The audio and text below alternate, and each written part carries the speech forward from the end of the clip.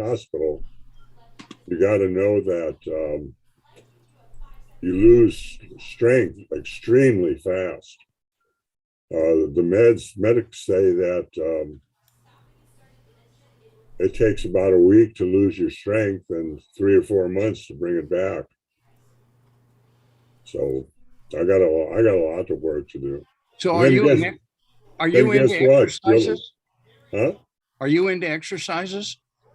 Oh yeah, I walk and do dumbbells and stuff all the time. But here's an irony for you. There I am upstairs, and I get a phone call on Saturday. Hi, dear, how are you? Oh, I'm fine. I'm down the stairs. My wife was in the ER, and she spent some time in the hospital for AFib. God, it's they say it's good to get old, but bullshit sometimes.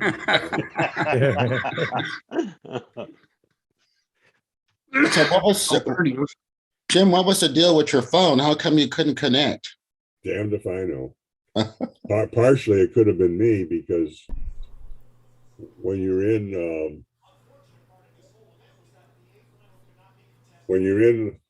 the condition I was in, the computer between your ears doesn't work really good. Yeah.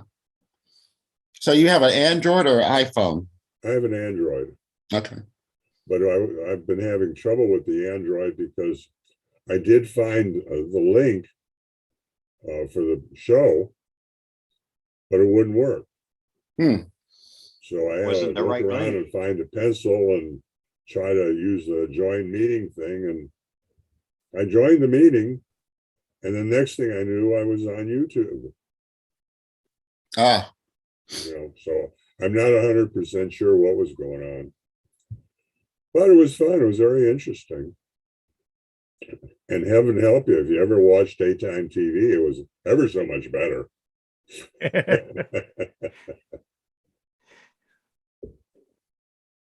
Yeah, so, my wife coined the phrase. She says, everybody refers to our age as, quote, the golden years. And she says, that's a bunch of horse buggy. She says, what it really should be is the silver years because of all the tarnish we keep getting. There ain't nothing that we don't get or pick up. So I just wanted to let everyone know this morning on the news, there was a hot new thing with transportation agencies. And the big deal is naming their snowplows after naming their snowplows and snowplow fleets. And Scotland has been doing this since 2006 with tremendous results. Buzz, Ice Clear, Lord, Cold Mart, and Credence Clearwater Road Removal are some of the names. But Minnesota Department of Transport announced the winners of its own Name a Snowblow contest. And Betty Whiteout was the runaway winner. Wow. So that was Betty Whiteout. I guess Betty White was of course, passed away recently. And so that was the number one choice in Minnesota. So the snowplow got named Betty Whiteout. Because she was from some fictitious town in Minnesota, remember? On the Golden Girl. I can't remember the town. I'm trying to think of it too. I can't. And talk about a really popular person. Yeah, so I thought that was interesting. She'd get a good chuckle out of that. I know. Can you imagine that? That was funny. Welcome, everyone. We are just sitting having a gab. If you're new here, it's Tech for Senior. The show's starting at 9 o'clock. Welcome. If you're here, welcome. And if you want to say hello, just put up your hand, yell, scream, wave. We will, or just say something and we'll talk to you and we'll say hello.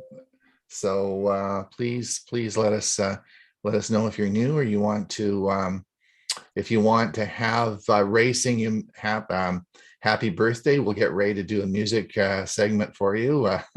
We'll lose all of our attendees. Yeah. Indeed. Say, I do have a I want to question. say hello. Go Hello, ahead, Jim. Ron. Hello, Bob. Hello, Ray. Hello, Hewie. Hey, Jim. Good morning. Hey, How's Jim. everybody doing? Good And to with see that, you all. I'm going to say goodbye because I have a meeting and a presentation to do. Have a good show. I'll see you guys on Thursday. All right. Okay, I'll watch the door. We're not. Okay. We're not gonna. We're not gonna stay. I'm not gonna stay. Chris will be on in a bit. I'm gonna go get some air in my tank so I can go diving again. Oh, Bring me back a couple of lobsters. yeah. will Is you? it lobster season? Yeah, it's lobster season. I got 6 we got 6 the other day. I got 5. Jimmy got 1. How they were- how many? How like are they a pound or how big are they? Well, they're Florida lobsters, so the tail is the only thing you eat, and not this big. Oh, Tail. okay. And they have a size limit. You can measure it, but you can't weigh it underneath. No, you can. You have to measure them while you're underneath before you put them in your bag. I put a video up. Here, I'll put the link in the chat. Hey, Jim, I have a question. I've done a lot of diving in Hawaii and in the Caribbean. And in Hawaii, the lobster under the water are green. What color are they in Florida? They're brown normally. Yeah, the red just comes from the cooking. No, I Usually. understand that. Yeah. So they're, yeah, let me find that video and I'll put the link in. Let's see here. Oh, here comes Chris. What I miss is we used to free dive for abalone. And boy, was that stuff good. Yeah, she used to dive for abalone in California. Not dive. I just went in shallow. So I lived in Santa Cruz, California, and we used to dive in the ocean all the time for abs. The biggest one I ever got was 12 and a half. A couple of my friends got a little over 13. Wow. Really big abs.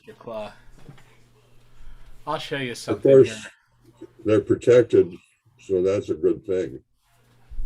Yeah. Because between the abs, the fishermen, and the otters. There you go for a lobster claw. I caught this up in New Jersey. Wow. Can you see that? Oh yeah. Was that Oh, at yeah. an antique store? Huh? Was that at an antique store? No, I caught that myself and I ate the meat out of it, actually. It was good. You Up didn't in get New any, Jersey. Chris. That's a big lobster. That's a big lobster. That was 13-pound lobster. You can't catch Wow. those anymore like that. But yeah. Let's see, where are we? So how much did the tail weigh? I don't remember. I just weighed the meat out of the claw, and that was a pound, over a Oh pound. wow. Was the meat tough? No. You ever been to the airport in Boston? Boston. Have I ever what? Been to the airport in Boston. There's a restaurant there with the biggest lobster in a tank that you'll ever see on this planet. It is enormous. Yeah, I heard that. Yeah, I think it's like 49 pounds or something. Yeah, I mean, it looks like a guy in a suit. It's that big. Oh yeah, they. How old would that be? They're not sure how old they get or how big they can get, because they keep breaking records, and they figure that it takes them a couple of years just to get to eating size. But when they get that big, like my lobster may have been around in the Civil War, so 100 years, or 150 years. That or big so. one from Boston, do you think maybe it was a result of toxic waste? No. It's supposed to be humor, Jim. spider bite. It could be. It could be. Too much tea in the water. I just don't believe it. I did some studying on this particular breed at one time while I was doing it. And just interesting stuff.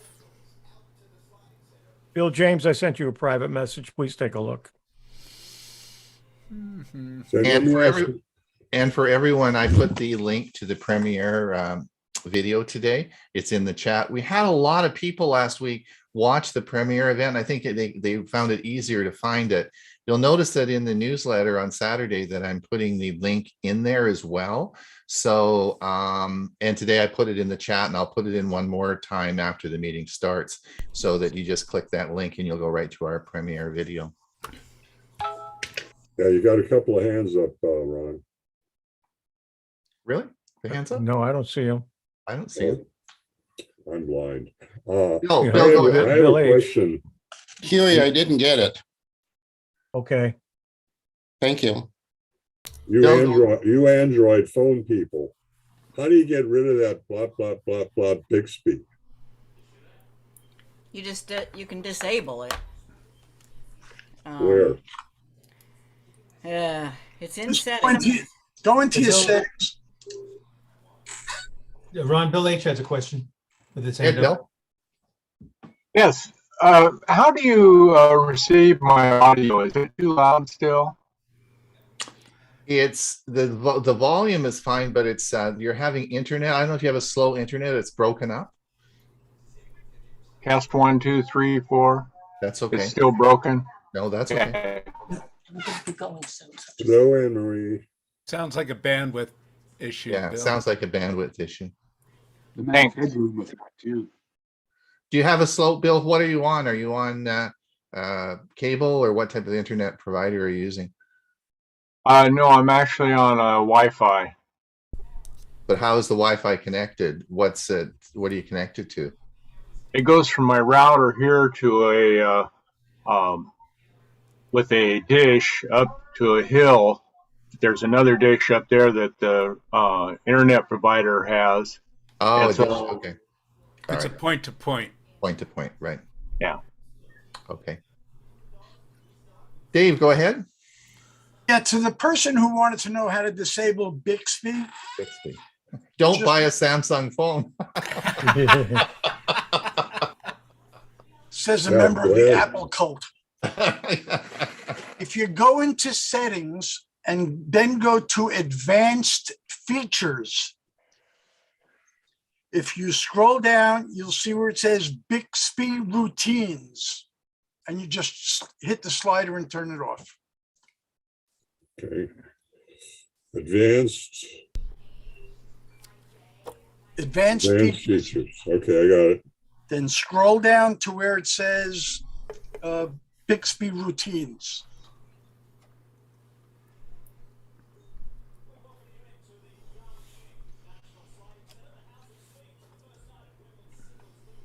It's right under where it says one-handed mode. Yeah, no, I'm in there. I just don't see on mine anything that says Bixby routines. It starts out with, whoops. Let me try that again. Advanced features.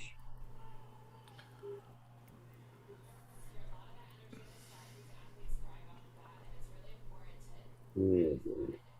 That is the stupidest program. All I get is Bixby key. How old is your Single press Samsung open phone? Bixby. And if I touch that, it says sign in to get started. Don't do that. I'm not. It may depend on, Dave, which model of Yeah. he has too. Yeah, I have the Note And what 9. version of Android? Well, I have the Note 9 in the last update that came to it. I put a link in the chat on how to turn off Bixby. Right. Thank I you. did too. I did too. I just put one in there. So So now he says he has a note. Note 9. but I put it in the chat as well. I put a link to a video on how to turn off Bixby. Excellent. Yeah, I was trying to use dictation for messages because in the hospital I was too shaky to really hit the keys on the little bitty phone. And all I kept getting was, Bixby will take care of you. Yeah, never mind. Murray, go ahead. Yeah, I got a couple of things. First of all, I was trying to get my virtual screen, but I couldn't figure out how to do that.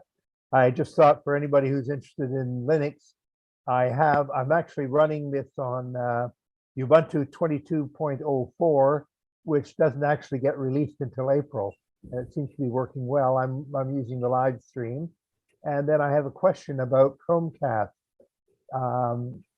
Ever since I did some changes with my router, when I Chromecast to my smart TV, I get the video okay, but none of the audio comes through. I wondered if anybody has any experience or suggestions about that.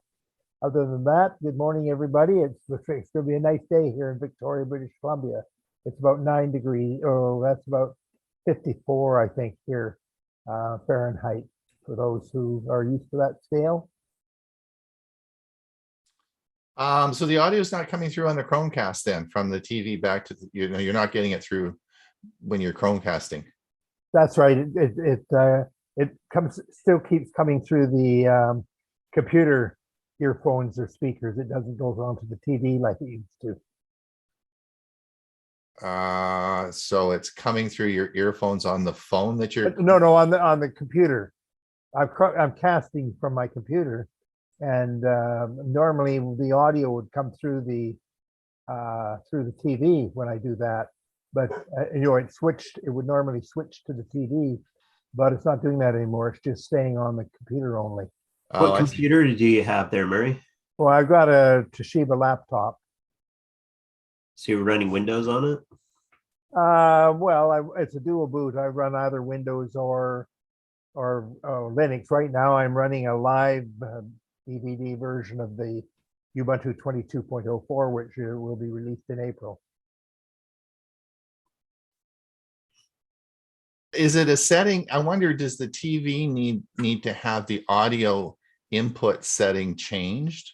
Well, I looked at the video of the audio and I can't see anything there to change it. I mean, it used to work fine until about a week ago.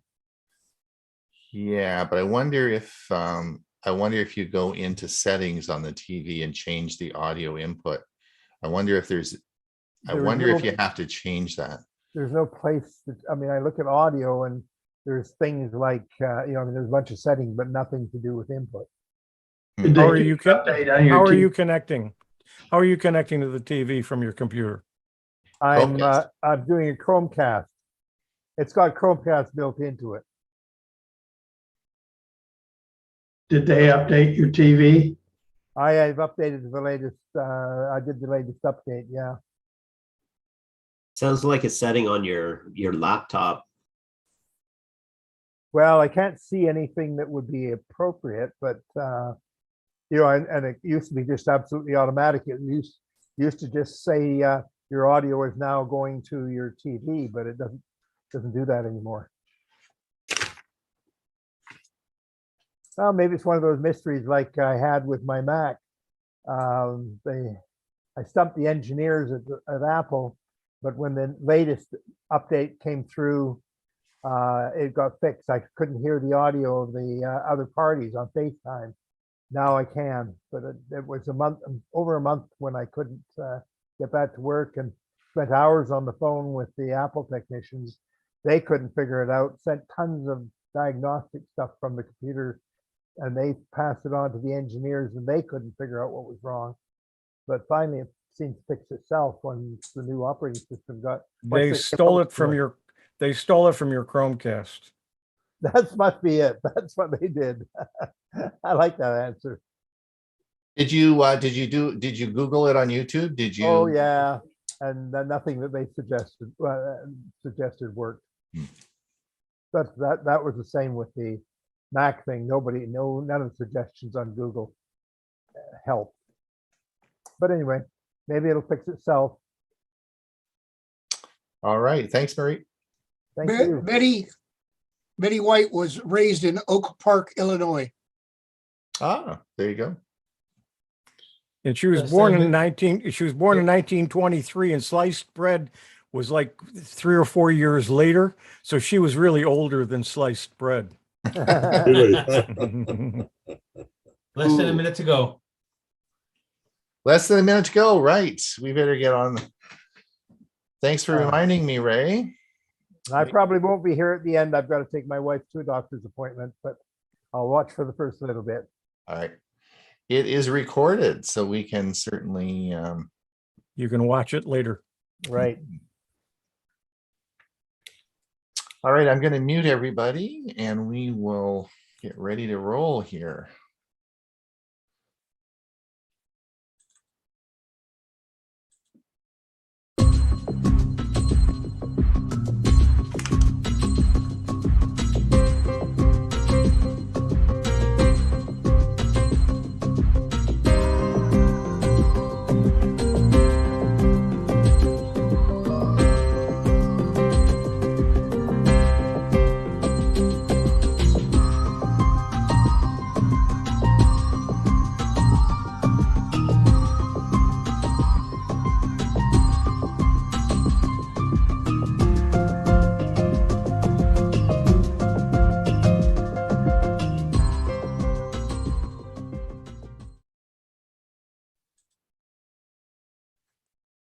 Good morning, Tech for Senior. It is the 7th of February, and it is episode number 98, eh, Hewie? Getting close. Yes. Getting We're getting close. close. Getting close to the big 100, eh? We have 91 people, or sorry, 63 people in the audience today, and a few more people over on our YouTube channel. So welcome, everyone. We really appreciate you coming. As I've said before many times, we feed on your enthusiasm. That keeps us going and keeps us broadcasting. We've done this now for 98 consecutive weeks. We haven't taken Christmas or even, we haven't, the staff hasn't taken any time off. Our whole group has just kept going and going and going. Eh? Yeah, we're kind of like the battery bunny. We are indeed.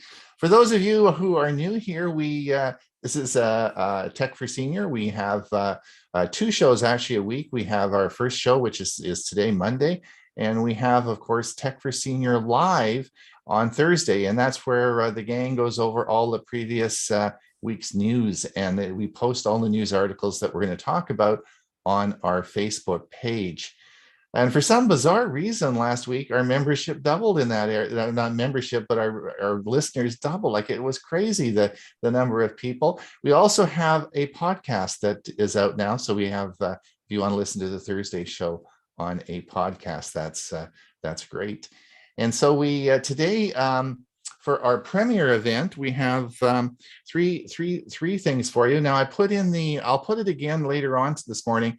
I'll put the link in the chat. As you know, at 1:30, we have an event where we take, last year, I go over the material that we did. I cut it up and put it into sections, and we rebroadcast it. And today, Bill James is going to talk on Herman, his wife's vacuum. He did an excellent section on that last year. And then we have Hewie's going to talk on creating a Windows USB recovery stick. And I'm going to talk on what printers to buy in 2021. And that will all go at 1:30 after the meeting finishes. And I'll put the link again back in the chat in a few minutes so that everyone can find it. Just click the link and it will take you right there. But you'll also find the link in our Saturday newsletter, because on Saturday, I've been putting now the agenda in, and I've put the link as well in the Saturday newsletter. It will be just under the agenda, so you can have a look at that and find out where we want to go.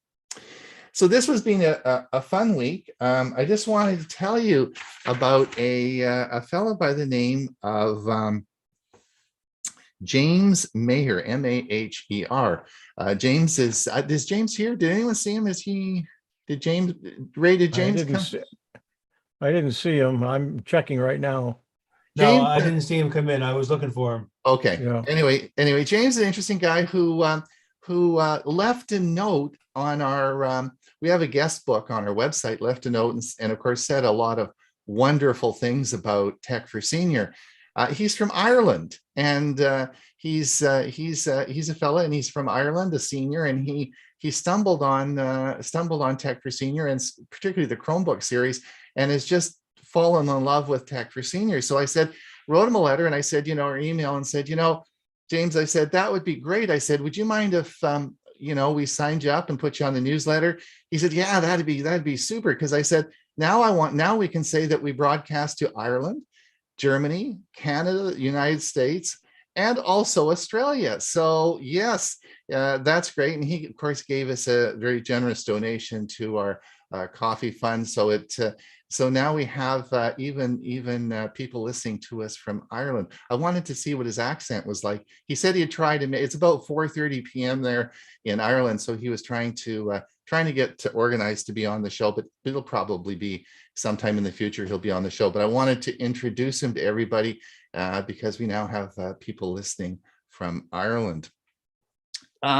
Speaking of the Kofi Fund, we are about halfway there. Things are moving ahead. That's about where we were last year. I want to thank everybody for their generous donations. There was James Mayer, which I just talked about, Connie Lang, Charles Hartson, Claudia Merriman, and of course Michael Swift. All gave generously this month. Or this past week, and thank you so much for your donation. We're about halfway there. I don't really have any doubts that we're going to attain our goal of $1,000. That's what we need to do to pay the bills to keep going. I don't have any doubt that we're going to do that. It's and once we reach our goal, which last year took us about a month, and that's probably what's going to happen this year.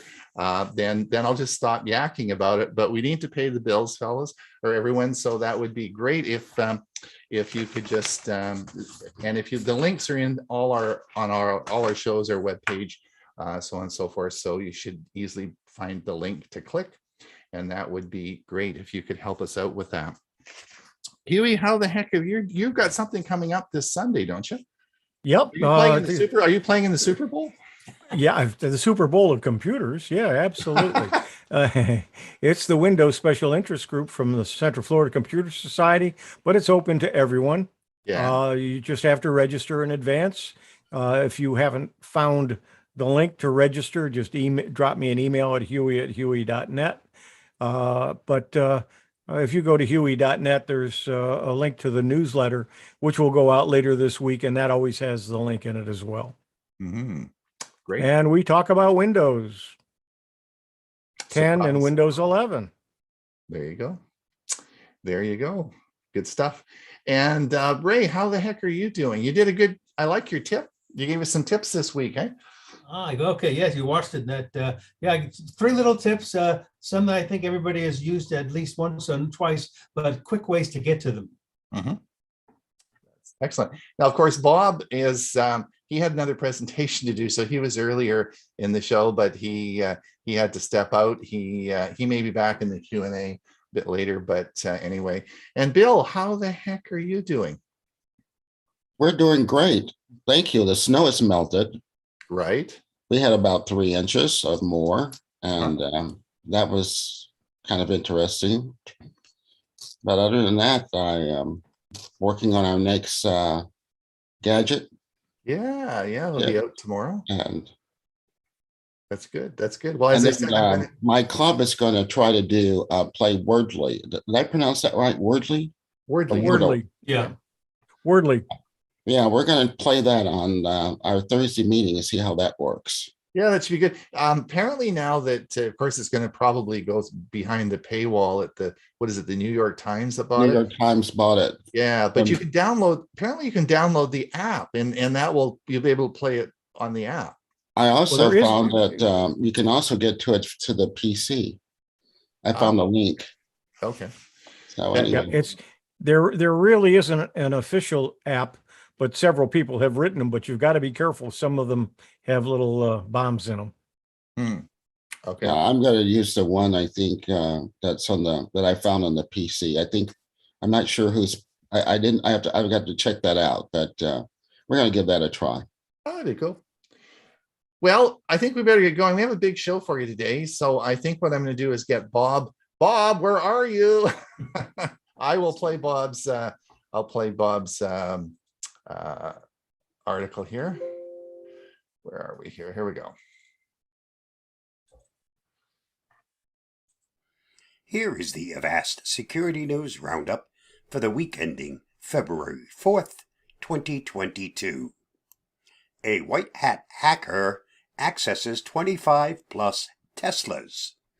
19-year-old David Colombo, a security researcher in Germany, was able to take over most of the functions of more than 25 Teslas around the world by hacking into their third-party software. Checking the security of the network ports from a potential client's company, Colombo happened upon Tesla Mate, an open-source self-hosted data logger for Tesla. Exploring further, Colombo was able to run commands on specific Teslas, such as disable Sentry Mode, unlock the doors, open the windows, and even start keyless driving. Though he could not get access to the steering, accelerator, and brakes, it's important to note this was not due to a flaw in Tesla's infrastructure directly. We need more researchers like David Colombo. He's done a fantastic job, commented Avast security evangelist Louis Carones. He has uncovered a number of problems that are responsible for the security issues he has found, like a lack of encryption or default credentials. Vulnerabilities can be found anywhere, but with software not developed with security in mind, the results are catastrophic. There are a number of lessons that can be learned here. Tesla and the makers of Tesla Mate have secured the vulnerabilities after learning about them. For more on this story, read Colombo's report on Medium. Life 360 plans to stop selling precise location data. In the latest quarterly activities report, the founder and CEO of location sharing app Life 360 announced that the San Francisco-based company would phase out all of its location data deals, except with all states Arity. Currently, the company sells the precise locations of its 35 million individual users to about a dozen data brokers, but it plans to shift into aggregated data instead of individual. Life 360 recognizes that aggregated data analytics, for example, 150 people drove by the supermarket, is the wave of the future, and that businesses will increasingly place a premium on data insights that do not rely on device-level or other individual user-level identifiers, the announcement said. For more on this story, see the markup. Safari flaws allowed browser and webcam takeover. A group of Mac OS vulnerabilities, which were fixed by Apple at the end of 2021, allowed potential hackers to take over the Safari browser, exposing users' open online accounts, microphones, and webcams. The exploits abused the features that are trusted between iCloud and Safari, such as document sharing mechanisms. The attacker is basically punching a hole in the browser, said researcher Ryan Pickren, who disclosed the vulnerabilities to Apple. So if you're signing in to Twitter.com on one tab, I could jump into that and do everything you can from Twitter.com. But that's nothing to do with Twitter's servers or security. I, as the attacker, am just assuming the role that you already have in your browser. For more, see Wired. Lockbit 2.0 claims to have stolen French ministry files. Last week, the Lockbit 2.0 ransomware group posted on its data leak site that it stole over 9,000 files from the French Ministry of Justice and that it would post the stolen data if the ransom was not paid by February 10th. Criminals using Lockbit 2.0 usually threaten to publish data from victims who don't pay the ransom it demands. This double extortion technique puts extra pressure on the victims to pay. The Ministry of Justice has become aware of the alert and immediately took steps to carry out the necessary checks. a spokesperson told Politico, without providing further information about the operation's scale. The FBI warns of job recruitment scams.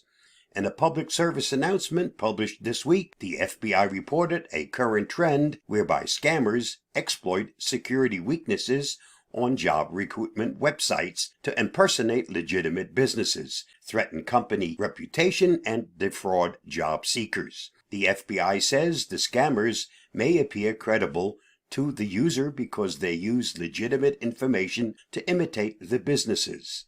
Since early 2019, the average reported loss from this scheme is almost $3,000 per victim.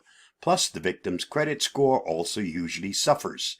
In the PSA, the Bureau provides a list of recommendations for both employers and job seekers to recognize and avoid the scam. This week's must-read on the Avast blog. At first glance, the Google Topic initiative seems like a win for privacy advocates. At this point, though, it's still unclear how will things pan out over time. Tune in for our team's thoughts. Read the article at the following link or watch my video on this topic by following the link provided. And that wraps up this week's Avast Security News Roundup. Stay safe, stay secure, and I'll see you again next week. Bye-bye.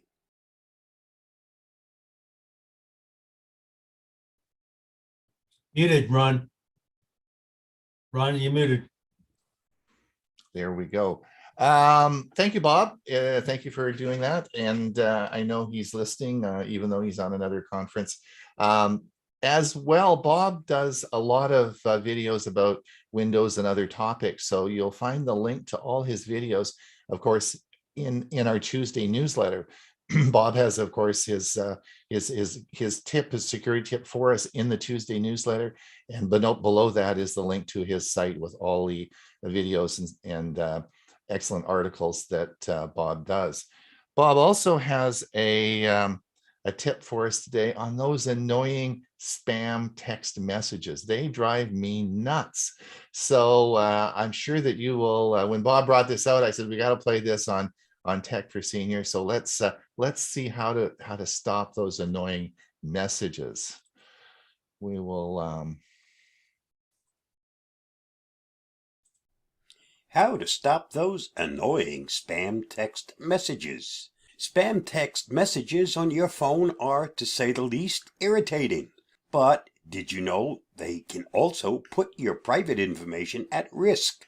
Scammers often try to imitate legitimate companies and get you to click on a link that infects your device with malware. Here's a guide that explains why you're getting those annoying spam text messages on your iPhone or Android and how to stop them.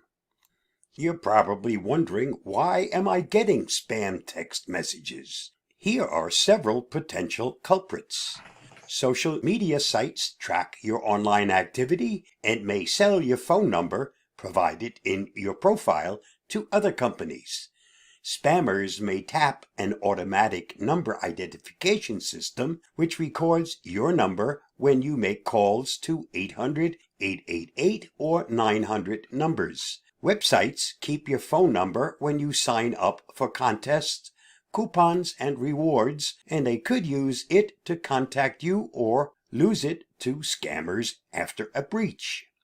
Scam artists use random dialing devices to send text to working numbers. Many spam texts are just annoying junk mail, often sent out in bulk by companies trying to sell you something you don't want. Text phishing comes from cybercriminals trying to steal valuable personal information, such as passwords and banking credentials. And here are 5 warning signs to watch out for. Number 1, they play with your emotions. You might get a message that says the payment was successful for something you didn't buy, or even that your sensitive data has been compromised. The goal is to make you react without thinking. 2, they urge you to click on a link. Scammers will often send you a link hoping that you'll click on it. This link may infect your device with malware, install spyware, or steal your information. If it doesn't, it may take you to a fake site that asks you to voluntarily enter your personal information. 3. They ask you to respond. Real companies send text messages asking you to reply, stop, to no longer receive alerts. Cyber thieves have emulated this tactic to find out whether your number works so they can send you more messages. 4. They don't use your name. If you have an account with a company, charity, or organization, you will probably receive personalized texts. Scammers sending phishing messages likely don't know your name. Instead, they'll use a generic greeting like hello, dear customer, or dear member. 5. They use incorrect grammar. Established companies and organizations have teams dedicated to proofreading emails, so incorrect punctuation, grammar, or spelling should be a warning sign. So here is what you should do when you receive a suspicious spam text message. There are 3 crucial rules to follow when it comes to spam. Number 1, never click on a link from a suspicious text or unfamiliar number. 2, never reply to the message, which could confirm that your number is active. 3, take a screenshot of the message so you can report it to the proper authorities. And 4, block the number. And here are the steps to do that.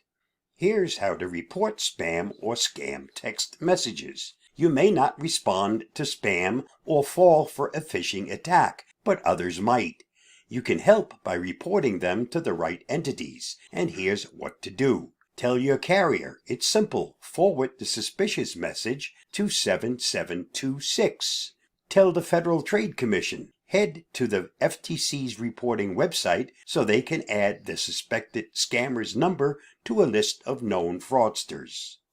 And this is how you stop spam text messages. Both iPhone and Android devices can stop or block unwanted calls and texts. And here's how to get started. How to stop spam text messages on your iPhone. Open the Message app. Go to the unwanted text and tap the profile photo or icon on the top. Tap Info, then tap Info again on the next screen, and finally select Block this caller, then block contact. And here's how to block spam text on Android. The process will vary depending on your phone, but if you're using the Google or Samsung Messages app, open the message in question, then either open the menu on the top right corner and tap Details, Block and Report Spam, OK in the Google app, or tap Block Number, Block in the Samsung app. It's your phone, and following this advice will make using it a pleasure again. To read the full article on this topic, just follow the link. Stay safe, stay secure, and I'll see you again soon. Bye-bye. There you go. Thanks, Bob. So hopefully if you follow those directions, you're not going to get, well, at least you'll block the spam. Ray, I'm going to play your tip. Is that okay? Your Windows? Yep. I'll play it. I have it ready to go. So we've decided to add a Windows tip now to our feature on Tech for Senior on our Monday show. So we'll always have a Windows tip for you. So let's see what Ray has for us today. And we'll see where we go. Here we are right here.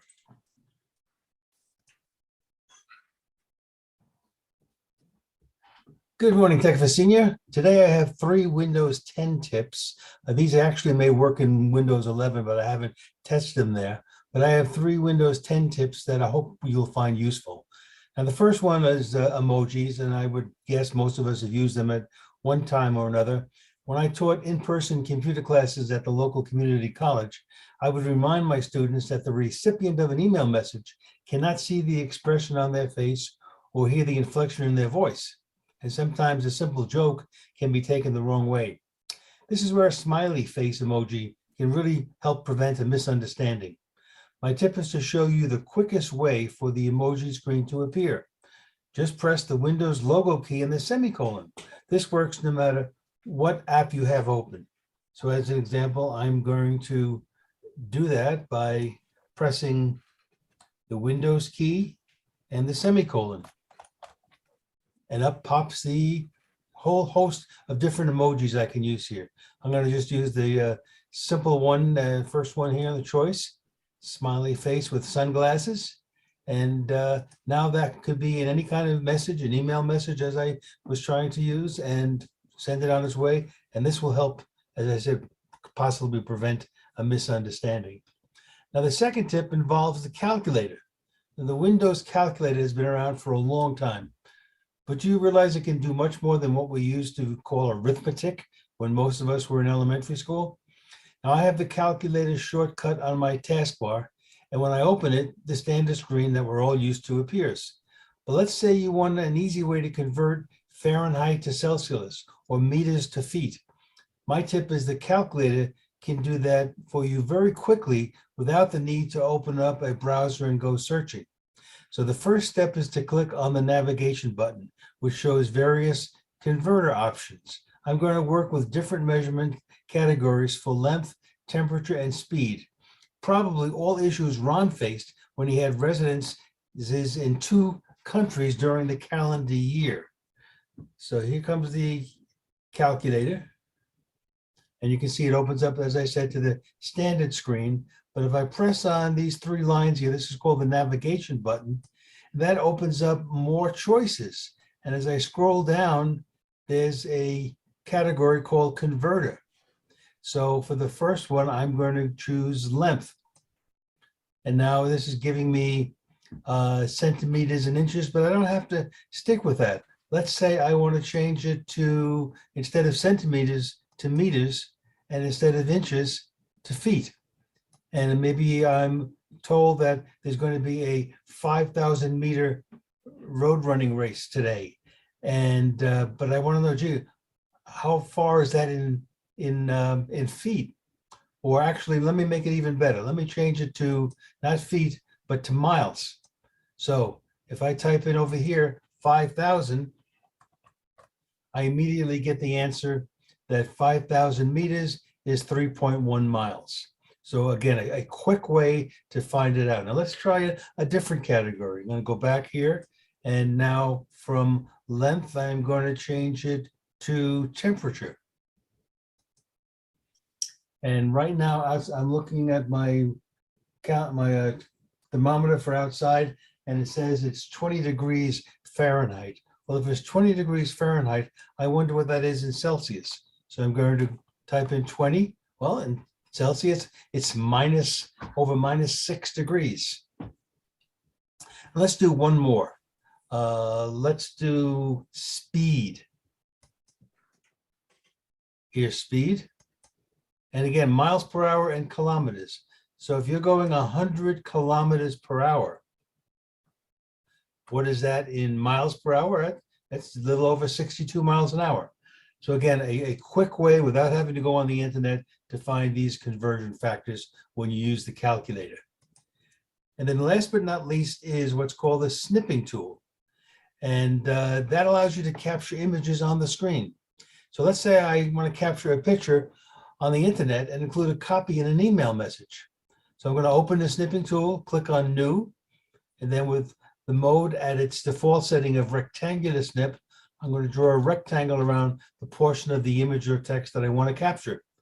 Now, automatically the image is placed in the clipboard, another default setting, and this now can easily be pasted where needed. The default format for saving is PNG, but you can have either change that to GIF or JPG if you like. So I'm going to now open up the snipping tool. I have that as on my taskbar. And you can see here it is, snipping tool. What I want is a new choice, a new one. So I'm going to click. What I'm going to first do is minimize this so we can see here. So now in my snipping tool, I'm going to click new.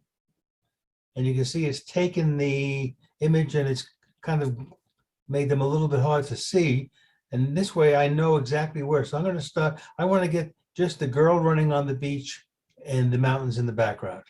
So basically I'm going to start about here, go down to this point, and then just drag across, and you can see it keeps that rectangular shape.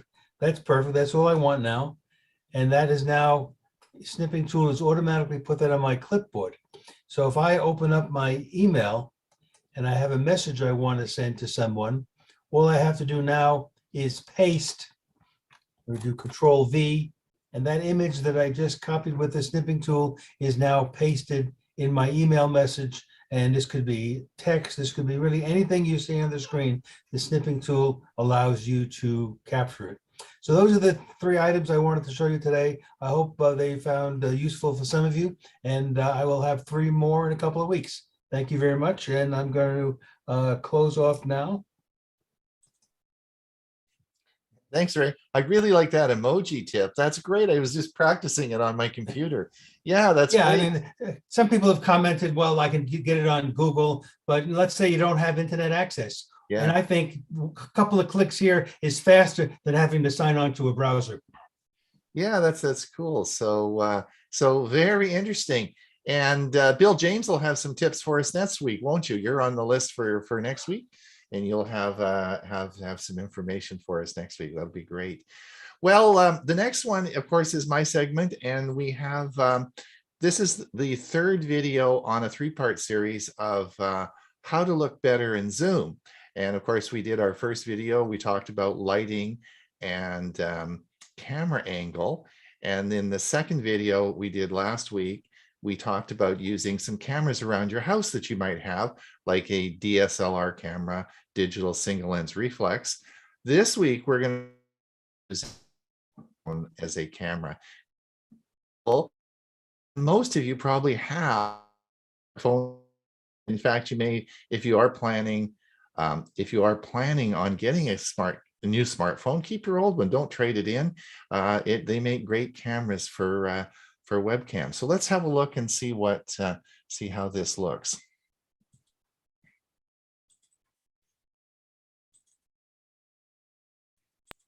Improving your Zoom image. It's Ron Brown with Tech for Senior. This is the 3rd part of a 3-part series I've made on how to improve your Zoom image. Now, in the first part, we looked at camera angle and lighting. Lighting is so important. And in the second part, we looked at using cameras around your house, such as a DSLR, digital single lens reflex. And today, we're going to look at using your smartphone. Yes, your smartphone as a camera, as a webcam. Just like I have up here on our screen, you'll see, of course, I have a couple of webcams. I have my Logitech 920, my Elgato Facecam, and I also have my smartphone. So using your smartphone is free. You actually have extra smartphones around the house because if you bought a new phone, if you've bought a new phone lately, then you've probably got an extra smartphone around the house, and you should use it because it will be the best camera that you have. It's free. I'm going to show you how to set it up today, and it's going to improve your image like crazy. So let's give it a try and see how to do it. Now, as you probably understand, your smartphone has 2 cameras. It has, of course, a forward-facing camera, which you use to take pictures, and a rear-facing camera, which you use for Zoom meetings and social media.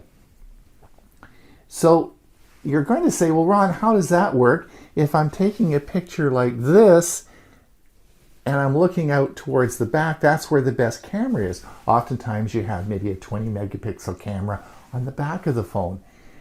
On the front, it's 2 megapixel, and it's meant for a low resolution because you're just going to be in a Zoom meeting. I'm going to tell you, you can use that and it will give you just as good a picture.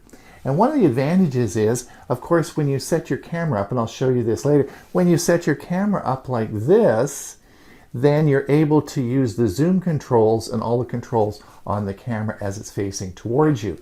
If you try to turn the camera around this way, you won't have any controls, and it's going to be a little more difficult. So let's do it the simple way. It'll give you a great picture, and you should give it a try. Let's see how this is done. All right, let's look at how we're going to connect this camera to our computer. The first thing is we're going to need the power cord that came with it. let's look over here at my computer.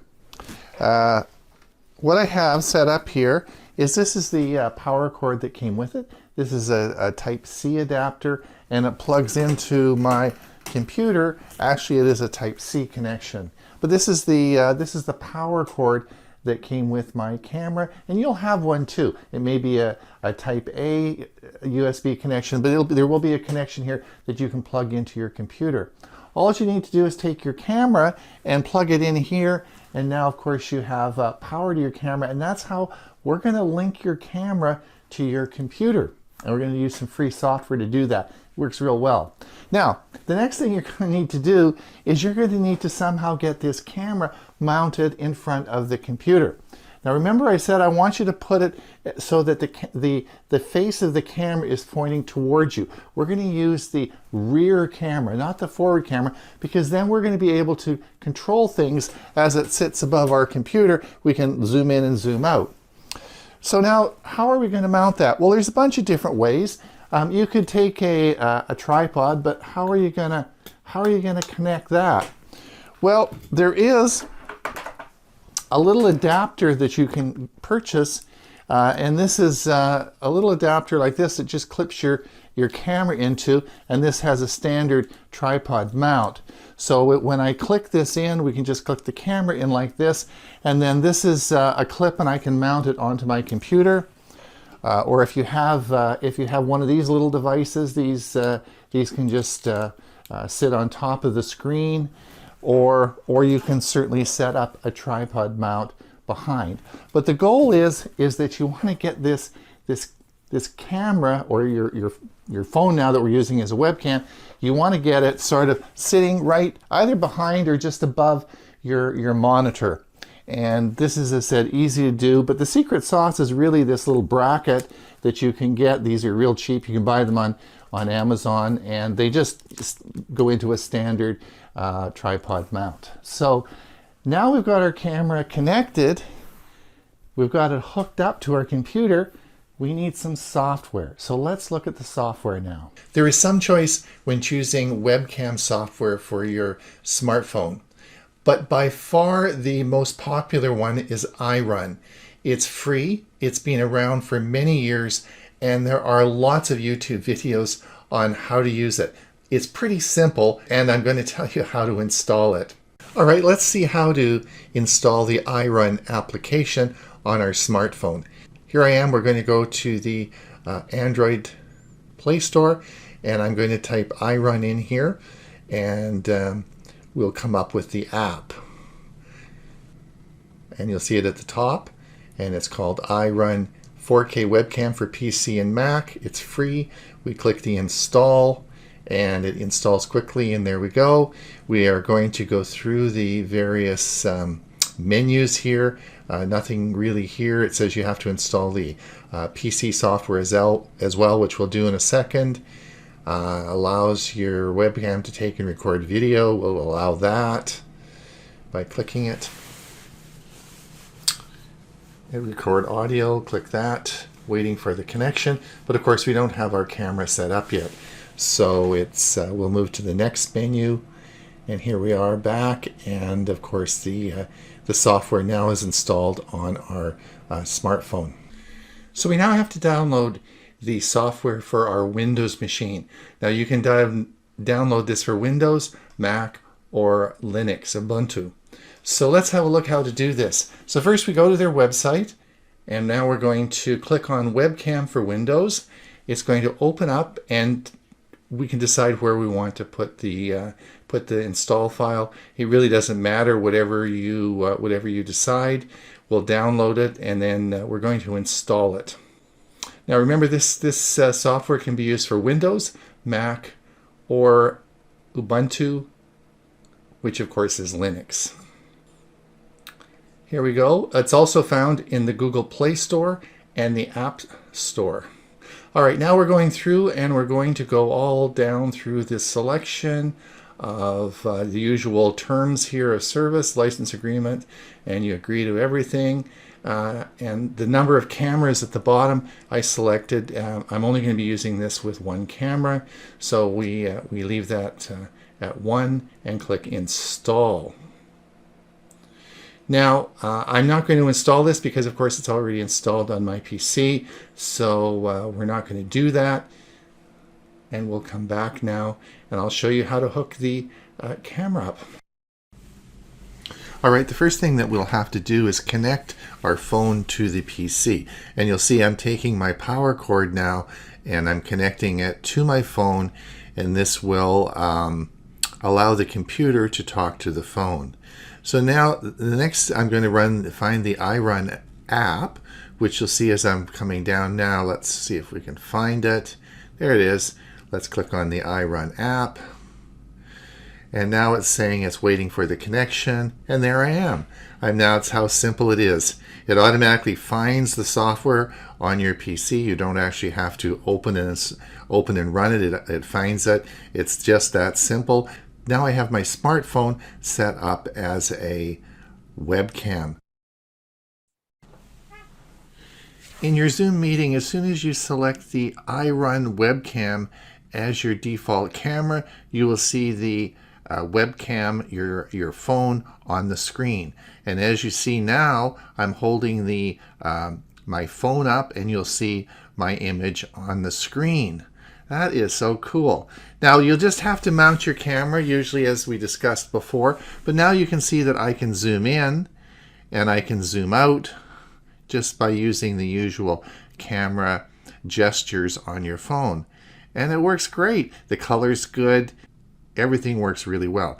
The amazing thing is when I unplug this to turn it off, the camera still stayed connected. So it found the settings through the Wi-Fi. That's amazing. So now the camera doesn't even need to be plugged in to be able to broadcast to the Zoom. Looking better in Zoom. Hopefully this 3-part series has helped you. Remember part 1, we talked about lighting and camera angle. In part 2, we talked about using better cameras that you have sitting around the house. Maybe you have a DSLR, a digital single lens reflex. And in part 3 today, we talked about using your smartphone as a webcam. This will give you such an incredible picture. You should try it. It's free, and you probably have an extra smartphone laying around your house. If you like the series, we'd sure appreciate it if you'd like and subscribe. I'll put the links to all 3 series down below. So until we see you again, it's Ron Brown with Tech for Sale. All right, there we go. Try it. It's a lot of fun, and I think it provides a great webcam for you. Hewie, are you ready to roll? Oh, am I? Are you ready to?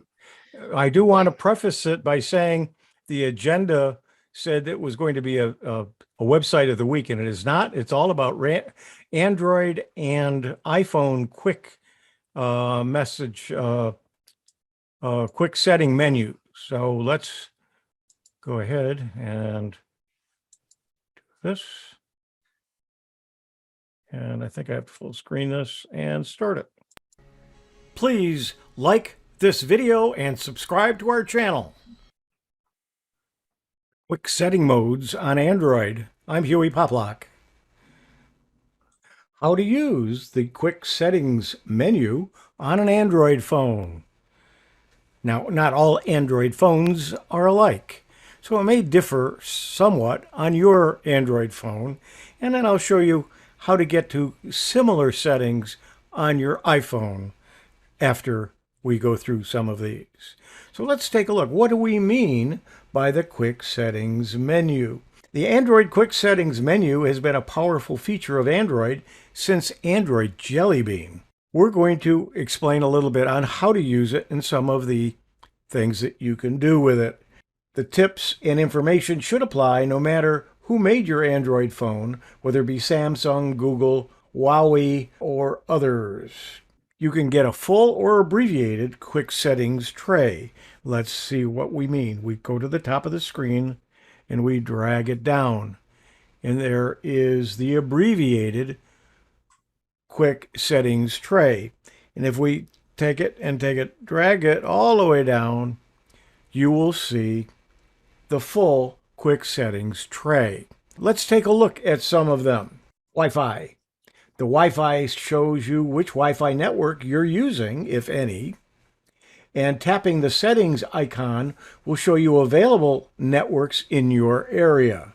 You can also go to the full Wi-Fi settings menu to add more networks and control advanced options, such as whether you want your phone to automatically connect to your open Wi-Fi networks or stay connected even when in sleep mode. So let's take a look at that.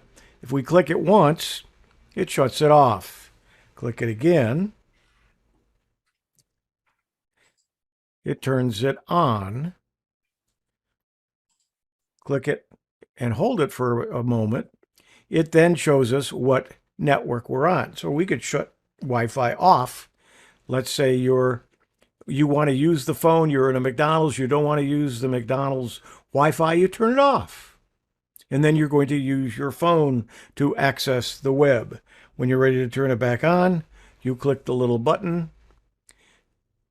It turns it on, and then you have a choice which of the Wi-Fi's that you want. I want the TP-Link, the one that says 5G, although there is one without the 5G, which would be the 2.4. It'll show you the Wi-Fi's that are available nearby. You choose the one that you want, and if you have the password, you should be able to connect to it.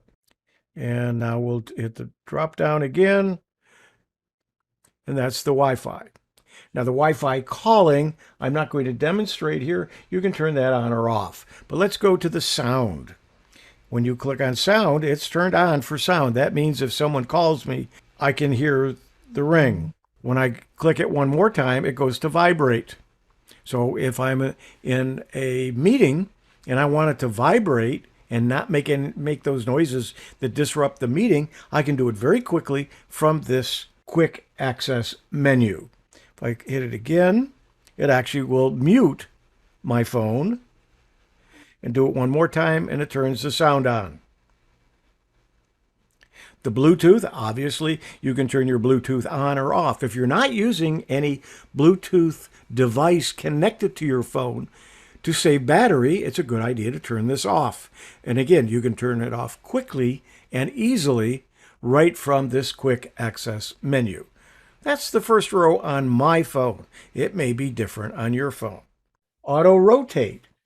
You can control whether or not your phone displays horizontally. When you rotate it horizontally, you can use this as a quick toggle to prevent the phone from auto-rotating when you're reading in bed, for example. Keep in mind that the Android home menu is locked into the horizontal mode regardless of the state of this tile. But sometimes you want to rotate your phone and it's not rotating. This is the first place you want to go look. The airplane mode turns your phone's Wi-Fi and cellular data off. Tap this file to quickly toggle airplane mode on and off, or long press on the tile to see the wireless and network settings.